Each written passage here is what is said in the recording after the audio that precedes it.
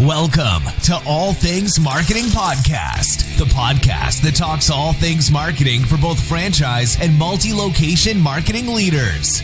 ATM is brought to you by PureDriven. We'll show you how to turn your brand into a money-making machine. Here's your host, Steve Rockwood. Hello and welcome to ATM. My name is Steve Rockwood and I'm the marketing manager at PureDriven. Today we are going to talk about, is franchising for everybody?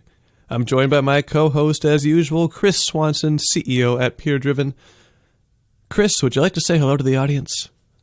Well, hey, everybody, and Steve, hi to you as well. It's been a little while, and so this is exciting to get back together and talk. And so I'm pumped to have the conversation today about franchising. It is. I actually replaced you with a different Christopher 2 podcasts ago. So if anyone was listening and heard Christopher as the name of the guest that we had and thought, he sounds a little different, it's because it was a different person. We just have a rule on the show. You have to be called Steve or Christopher, or else you can't talk, I guess. Exactly. Well, it's a great name. So, I'm happy that a Christopher replaced a Christopher. Yep, it happens, especially at PureDriven. It seems like we hire in threes. There's 3 of everything. So that's how we do it. So today we're talking about, is franchising for everybody? And we're talking more about on the business owner side, not so much a company side. So not, hey, I want to turn my business into a franchise, more of, hey, I want to start investing in a franchise and start running it. So that's really the topic for today. And Chris, my first question on this topic for you is, what are the benefits of becoming a franchise owner? Well, I think the key of all this stuff is to know, first of all, who you are. Steve, we talk to franchisees all the time who own, a store, a retail location, restaurant. And there's a lot of surprises because no matter what, in people's minds, there's an assumption that when you get into the franchise business and you become a franchisee, that it's automatic, that everything has been taken care of for you, that you just need to show up, and in some cases not even show up. You just push a button, everything's going to happen, the marketing's in place, all the branding's there, your inventory is going to just, supply chain is going to go smooth. And the reality is, and so we call that kind of an entrepreneur, the reality is you really are still having to manage that and run that. And to do well at it, at least, what we've noticed that success, follow the process that the franchise is giving you, your corporate brand. And so that's the first thing I want to say, Steve, is that's important, because if you have the mindset going into it, that, hey, it's just easy, well, that's going to be a problem. Now, I will tell you some of the biggest benefits are some of those risky things that when we get into a business kind of encounter. A lot of times you've got the support already in place. What insurances should you have? What's the proven process that's in place? Supply chain, where can I order, things from? Having a person that you can talk to if you have issues. An annual conference is pretty common. So the benefits are ultimately some financial freedom if you follow that process. And so that really is kind of the key. Either way, just going into it with the right mindset is always important. Be positive, but be realistic and know that, you can't just, expect somebody else to take care of everything for you and have success in this industry. Yeah, I gotcha. And that is one thing I'd like to touch on the benefits is just the legal and the financial side. You and I both own businesses, and I know was lost when it came to the legal side of things. And the first year of accounting, I had no idea what I was supposed to do. So having someone there to tell you how to do it and that's done it before would be massively helpful. Yeah, that part of it is definitely priceless. And what happens we see with seasoned, there's kind of like a scale that happens, I'll say. You get new franchisees in, they come in a lot of times, for the most part, they're like, oh yes, whatever, corporate can tell me I got to do. And then usually what starts to happen is you start getting franchisees who are disenfranchised. And they start getting unhappy with the franchise because they feel like they're not being supported the way they want. And then you get the real seasoned franchisees that go, man, that was invaluable having them behind us. So there's kind of like this flow of thought process. And it's really interesting to me how people go through that through the years, in particular, as brands change and management changes. So it's not this like slam dunk, easy, I got a packaged business and away I go. And that's really important because but a lot of times when you're making the decision to get in with a brand and they're telling you, oh, we're a great brand, you can make us some money and so on and so forth, and you're going through all those disclosure documents and all that, what I seek out quite oftenly and asking people, and they say, should I do this, is what does the marketing structure look like? Because one of the key differentiators that I find pretty consistently is, you can get a lot of different types of burgers, Steve, out there. Oh, yeah. But who can tell the best story about their burger?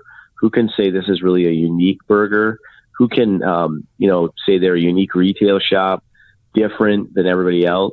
Whoever is able to do that, obviously through marketing and communicating that message and branding, is often the more successful owner.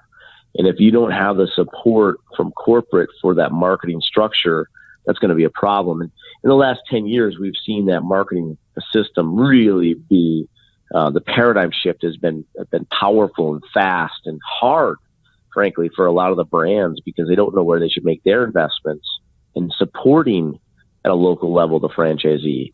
And they don't know what the best things they can do. And the franchisee often is going, well, there's things I want to do. And it's so fragmented now. That's the industry we're in. It used to be you put your ads on radio, television, maybe did some drops.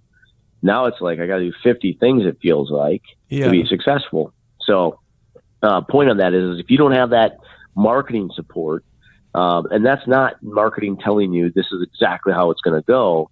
That's typically marketing having good strategy, working with you, making adjustments, being able to change channels that you're advertising on quickly, being able to have the creative behind it and content behind you. That's really what we look for. Yeah, and I just want to give a quick mention to Remax. They have an amazing platform for their agents that I've seen before, and I've worked with a few people that use it, and they have so many options for marketing, and they make it so simple for the agents that it is really amazing for someone that just became a real estate agent to have access to all these different marketing tools that with a lot of franchises they probably wouldn't have. So just want to mention that if anyone here is a Remax agent, you guys have it really good. And there's a lot of, just quickly on that, there's a lot of brands that are kind of starting to figure out the need for content creative to quickly stream down to franchisees at the local level. And again, whether you're a multi-store owner or a multi-store corporation or just an individual owns one or two, this is important stuff because, where the eyeballs are now, where the ears are is really where you want to be when you're putting a message out. It's the first most important part of marketing. And so if you can't get there, you don't have the support of your brand, that's going to be a problem. It is. And my last question for you, Chris, if anyone here is listening and you aren't a franchisee yet, but you're really thinking about trying it, Chris, who is franchising a good fit for?